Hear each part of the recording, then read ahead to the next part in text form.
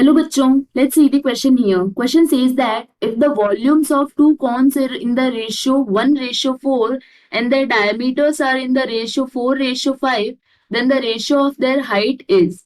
We will start the solution here. और सबसे पहले इस केस में हम स्टार्ट करते हैं की कॉन्सेप्ट के साथ.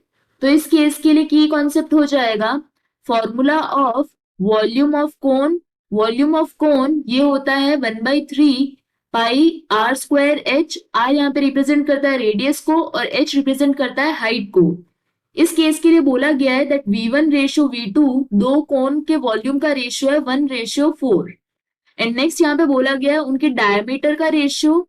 As we know that diameter ये होता है equal to twice of radius, so this will be same. That means diameter का रेशियो और रेडियस का रेशियो इक्वल होता है और वो गिवन है इस केस में 4:5. अब हमें फाइंड आउट क्या करना है इस केस के लिए, उनकी हाइट का रेशियो. सो V1 ये हो जाएगा 1/3 pi R1 square multiplied by H1 divided by 1/3 pi R2 square multiplied by H2. This is equal to 1/4.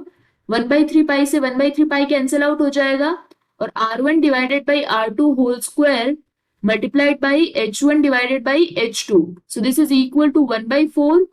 तो यहाँ पे H1 रेशियो H2 ये हो जाएगा equal to 1/4 multiplied by R2/R1 ये है 5/4 whole square. So this will be equal to 5 square होता है 25 डिवाइडेड बाई 64. दैट मीन्स अगर दी कोन के लिए वॉल्यूम का रेशियो गिवन है और डायमीटर का रेशियो गिवन है तो हम हाइट का रेशियो फाइंड आउट कर सकते हैं. इस केस के लिए करेक्ट ऑप्शन हो जाएगा A, that says ratio of height is 25:64.